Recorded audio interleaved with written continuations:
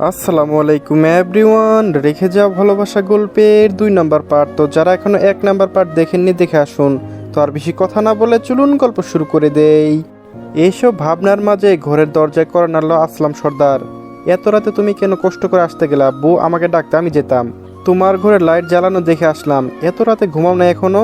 কিছু না আব্বু, এত টেনশন করো না, সব ঠিক হয়ে যাবে, এখন ঘুমাও। কালকে অফিসে তোমার নতুন দিন শুভকামনা রইল, তুমি অনেক বড় হবে, দোয়া করি। ধন্যবাদ আব্বু। সকালে ঘুম থেকে উঠে অফিসে যাওয়ার জন্য একেবারে রেডি হয়ে নিচে নামলো।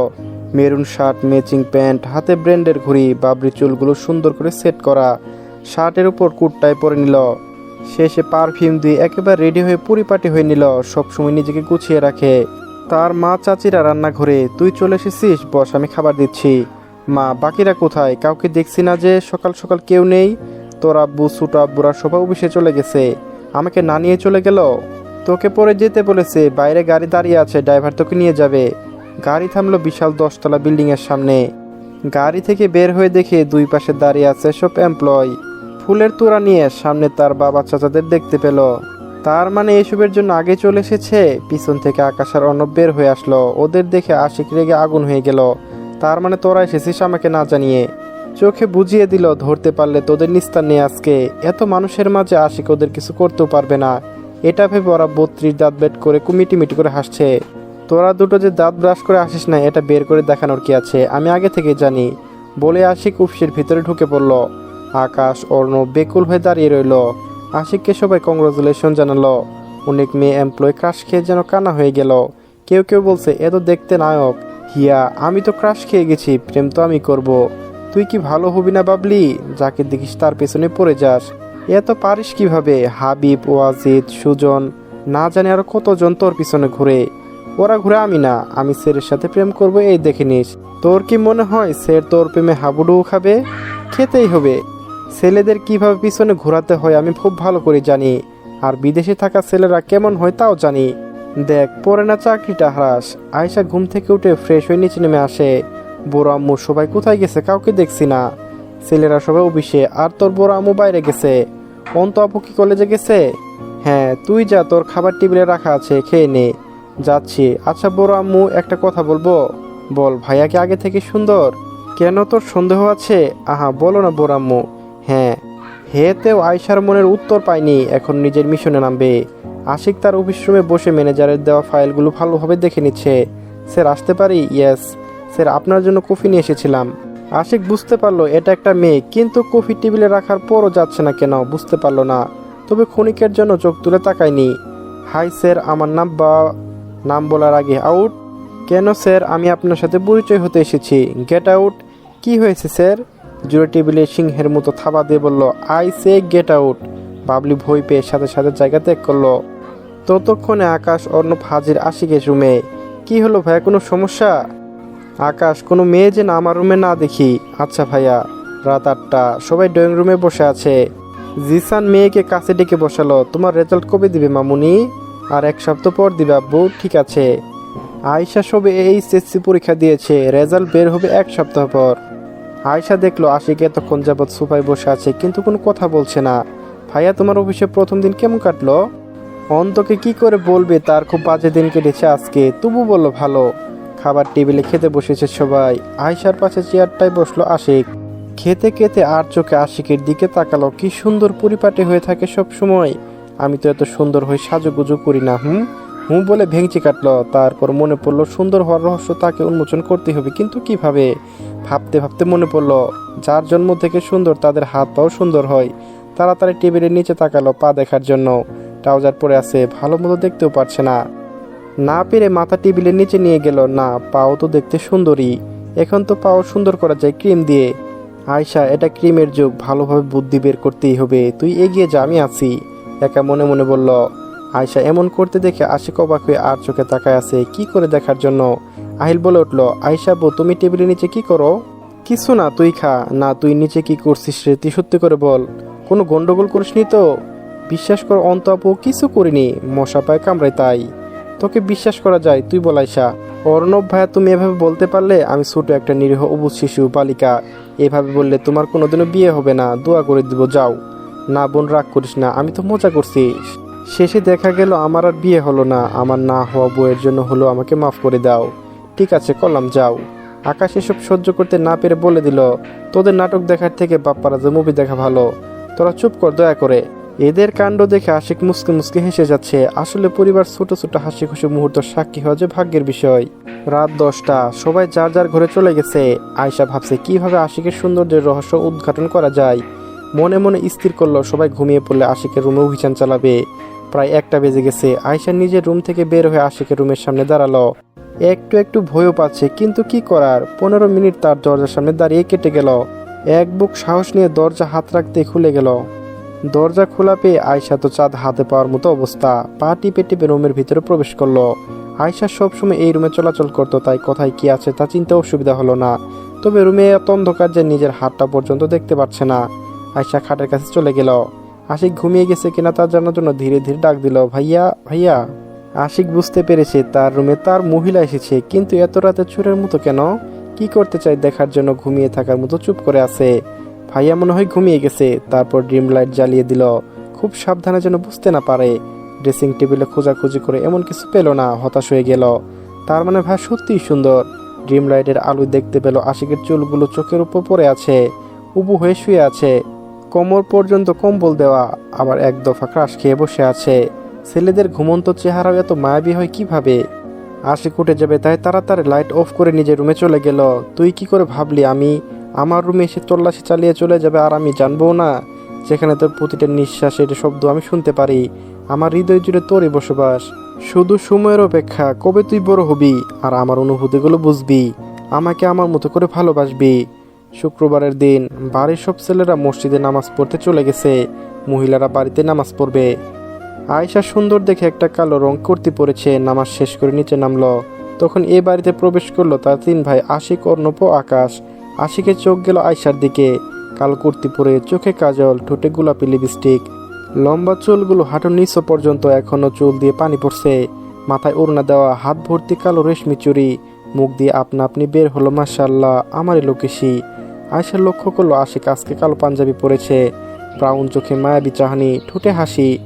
আশিক হাসলে গালে ডোল পরে, মাথায় চুলগুলো সুন্দর করে সেট করা, সব মিলিয়ে পারফেক্ট। আনমনে আয়শা গিয়ে উঠল, বাবরি কাটা তার চুলের বাহার, মুস্কি হাসি হাসি মুখটা যে তার। বাবরি চুলওয়ালা ওই যে লাল কুর্তাওয়ালা, দিলি বড় জ্বালা রে পাঞ্জাবিওয়ালা, দিলি বড় জ্বালা রে পাঞ্জাবিওয়ালা। আশিক আয়শার কাছে এসে কানে কাছে বলল, রসিক দিল কা জ্বালা এই যে লাল কুর্তিওয়ালা, দিলি বড় জ্বালা রে পাঞ্জাবিওয়ালা। আয়শা এতক্ষণে হুঁশ ফিরে বুঝলো সে কত বড় ভুল করে ফেলেছে। লজ্জায় লাল হয়ে এক দৌড়ে নিজের রুমে চলে গেল। আশিক দাঁড়িয়ে দাঁড়িয়ে মুচকে হাসছে তার মহিলার কাণ্ড দেখে। কি জানি কতদিনে বড় হবি, আমাকে বুঝবি, এই অপেক্ষায় আছি। আয়শা নিজের রুমে এসে দরজা বন্ধ করে আয়না নিজেকে দেখছে, হাত দিয়ে চোখ মুখ ঢেকে রেখেছে। কি লজ্জাটাই না আজকে পেলাম। এখন ভাইয়ার সামনে যাব কিভাবে? সবাই রাতের খাবার খেতে বসেছে টেবিলে। আয়শা রুম থেকে বের হয়নি, তার নাকি খেতে ইচ্ছে করছে না। আসলাম সর্দার বলল, আয়শা কোথায় খেতে আসবে না? অন্ত বলল, বড় আব্বু আমি ডাকতে গেছিলাম, তার নাকি খেতে ইচ্ছে করছে না। তাই বললেই হলো, আকাশ যাও ডেকে আনো। আমার ডাকে আসবে না কোনোদিনও, আমার কোনো কথা শুনে? তুমি যাও আশিক ভাই, প্লিজ, তোমার কথা শুনবে। আমার কথা শুনবে কেন? তুমি যাও আশিক, দেখো আনতে পারো নাকি। ঠিক আছে বড় আব্বু বলে চলে গেল।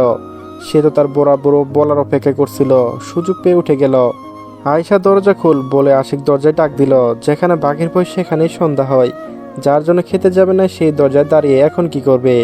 আশিক বুঝতে পেরেছিল তার মায়া বুদ্ধি দুপুরের বিষয় নিয়ে এখনো লজ্জা পাচ্ছে, কিন্তু তাই বলে খেতেও যাবে না। আয়শা দরজা খোল, তারপরও দরজা খুলে না। শেষে বলল, তুই যদি এখন এই মুহূর্তে যদি বের না হস, আমার থেকে খারাপ কেউ হবে না। আয়শার সাথে সাথে দরজা খুলে দিল, কারণ বাড়ির সবার থেকে শুনেছে আশিক অনেক রাগী। কি থেকে কি করে কে জানে। এখন লজ্জা কম, ভয় লাগছে বেশি। ভয় ভয় বেরিয়ে আসলো রুম থেকে। আশিক বুঝতে পারছে তার মহিলা ভীতু মুখ, কিন্তু সেই বা কি করবে? দরজাতে খুলে না, বাধ্য হয়ে জোরে কথা বলছে। মনে মনে একটা রাগও হলো, আর একটু নরম করে কথা বলা উচিত ছিল। আয়শা আগে আর আশিক পিছন পিছন আসলো খাবার টেবিলে। অন্ত, আকাশ, অর্ণব তাকিয়ে আছে, তার মুচকি হাসছে, কারণ তাদের কথা কিছুতেই শুনে না। ওদের আরো ধমকে রাখে। ওদের হাসি দেখে আয়শার রাগ আরো বেড়ে গেল, যেন চোখ দিয়ে ওদের খেয়ে নেবে। মুখে শুধু ভেঙচি কেটে খেতে বসে গেল। যদিও খাবার নিয়ে তার কোনো সমস্যা নেই, শুধু দুপুরের বিষয়ে লজ্জায় আসতে পারছিল না। আজকে মাছ রান্না হয়েছে, যেটা আয়শা খেতে পারে না, যদি না কেউ তাকে কাটা বেছে দেয়। আশিকের মা ওকে খাইয়ে দেয় প্রায়। আজকেও তো আর ব্যতিক্রম হলো না। আয়শার পাশে দাঁড়িয়ে কত কাটা বেছে দিল আর খাইয়ে দিচ্ছে। বাবা, শাশুড়ি বৌমা এত মিল, অন্যদের মা একদিকে তো বৌমা আর একদিকে। মা বউ সামলাইতে তাদের জীবনে তেজপাতা, আর আমার এত কষ্ট থেকে মুক্তি, এই বলে একটু শান্তি পেল। কিরে তাকিয়ে আছিস কেন, তোরও তুলে খাওয়া লাগবে? আশিকও সুযোগ পেয়ে বলে দিল, কেন আমাকে খাওয়াতে কোনো সমস্যা আছে বুঝি? ছেলের কথা বুঝতে পেরে রেবেকা বেগম আয়শার সাথে ছেলেকেও খাইয়ে দিচ্ছে। ওদের দৃশ্য দেখে অন্ত, আকাশ, অর্ণব, আহিল, অহনা সবাই তাকিয়ে আছে। অর্ণব বলে উঠল, বুঝলি ভাই আকাশ, আমাদের খাওয়ানোর কেউ নাই। ঠিক বলেছিস অর্ণব, আজ কেউ নাই বলে এভাবে খাইতে পারি না। রেবেকা বেগম ওদের ইশারায় বুঝতে পেরে সবাইকে খাইয়ে দিল। সবাই অনেক খুশি হয়ে গেল। খেয়ে সবাই রুমে চলে গেল। আয়শা বেলকনিতে দাঁড়িয়ে আছে, ছাদ থেকে গিটারের সুর ভেসে আসছে। এত রাতে কে ছাদে থাকতে পারে, ভূত নয় তো? আয়শা একটা জিনিসকে ভয় পায়, ভূত। হরর মুভি দেখে, তাই ওর সাথে কেউ না থাকলে ভূতের ভয় দেখায়। ঘুমানোর চেষ্টা করছে কিন্তু ঘুম আসছে না। গিটারের সুরের রহস্য উদ্ঘাটন না করা পর্যন্ত তার ঘুম আসবে না। মনে মনে একবার আয়াতুল কুরসি পাঠ করে দোয়া ইউনিস পড়তে পড়তে সামনে অগ্রসর হলো। সিঁড়ি বেয়ে উপরে উঠছে আর নিজের নুপুরে আওয়াজ নিজেই ভয় লাগছে। তাও সামনে গেল। ছাদের দরজা খোলা, উকি দিয়ে দেখতে পারলো না ভালো করে, তাই ছাদের ভিতর দুপা এগিয়ে ভালো করে দেখতে লাগলো। সামনে ছাদের চেয়ারে বসে গিটার হাতে আশিক। চাঁদের আলোয় আলোকিত চারিদিকে। ঠিক ততটাই নিস্তব্ধ, গিটারের সুরের শব্দ ব্যতীত অন্য কোনো শব্দ নেই। তখন আশিক গান ধরল। লাল ফিতে সাদা মুচো, সুইস কোটে ইউনিফর্ম, নটার সাইলেন্ট সংকেত, সিলেবাসে মনোযোগ কম, পড়া ফেলে এক ছুটে রাস্তার মোড়ে। দেখো সাইরেন মিস করা, দোকানিটা দেয় ঘড়িতে দম। এরপর একরাশ কালো ধোয়া, স্কুল বাসে করে তার দ্রুত চলে যাওয়া। এরপর বিষণ্ণ মনে বাজে মনোনিবেশ, অবসাদে ঘিরে থাকা সেই দীর্ঘদিন। হাজার কবিতা, বেকার সবিতা, তার কথা কেউ বলে না। সে প্রথম প্রেম আমার নীলঞ্জনা, সে প্রথম প্রেম আমার Neelanjana. Guys, ignore this song. Ayesha অবকাশের শীর্ষে। আর কি কি গুণ আছে এই ছেলের ভিতরে! সব কিছুতে এত পারফেক্ট মানুষ কিভাবে হয়, তা কি আছে? গান শেষ করে আয়শা সামনে এসে দাঁড়ালো। কি হলো, তোরা তো ছাদে কি? হঠাৎ সামনে থেকে ভয় পেয়ে গেল। আসলে তুই কি? আমি তো গিটারের সুর শুনে এসেছি, আমার কোনো দোষ নেই, সব দোষ আপনার হাতে গিটারের। সে যদি না বাঁচতো আমি কি আসতাম এখানে? এই মেয়ে কি সাংঘাতিক, কি সুন্দর নিজের দোষ আমার গিটারকে ছুঁয়ে দিল। যাও ঘুমাতে যাও। ভাই আপনি যাবেন না? পরে যাব, তুই যা। এখানে তো রাতে ভূতেরা ঘোরাফেরা করে, আপনি ভয় পেতে পারেন। এখন আপনি নতুন, আপনি চলেন, আমি নিয়ে যাচ্ছি। আশিক বুঝতে পারলো এই মেয়ে নিজে ভয় পেয়েছে, যেতে পারছে না, অথচ নিজের কথা আমার উপর চাপিয়ে দিয়ে নিজের রুমে যেতে চায়। এত চালাক। ঠিক আছে চলো, আমাকে নিয়ে, আমার অনেক ভয় লাগছে বলে মনে মনে হাসলো। সিঁড়ি দিয়ে নামার সময় আশিক মজা করে বলল, সাদা কাপড় পরা ওটা কি? তৎক্ষণাৎ আয়শা আশিকের কাছে এসে আশিকের শার্টের হাতা দুই হাতে খমচি দিয়ে ধরেছে, ভয়ে চোখ বন্ধ করে। কোথায় কোথায়, আমি কোনো দেখতে পাচ্ছি না, আমাকে আমার ঘরে দিয়ে আসুন, চলুন। আশিক মুসকে মুসকে হাসছে তার মহিলা মানে তার প্রেয়সীর কাণ্ড দেখে। চোখ বন্ধ করে রাখলে দেখবে কি করে? আর আমি তোকে কেন ঘরে দিয়ে আসবো? তুই তো বললি তুই আমাকে ঘরে দিয়ে আসবি। না ভাই প্লিজ এমন করবেন না, আমাকে দিয়ে আসুন। আমি আপনাকে কালকে গুনে গুনে একটা আইসক্রিম খাবো, বিশ্বাস করুন। এই মেয়ের কথা শুনে হাসবেন নাকি কা বুঝে উঠতে পারে না। এই মেয়ে গুনে গুনে একটা আইসক্রিম কেমনে হয়? সোজা বলতে পারো একটা আইসক্রিম খাওয়াবে, গুনে গুনে বলতে হবে কেন?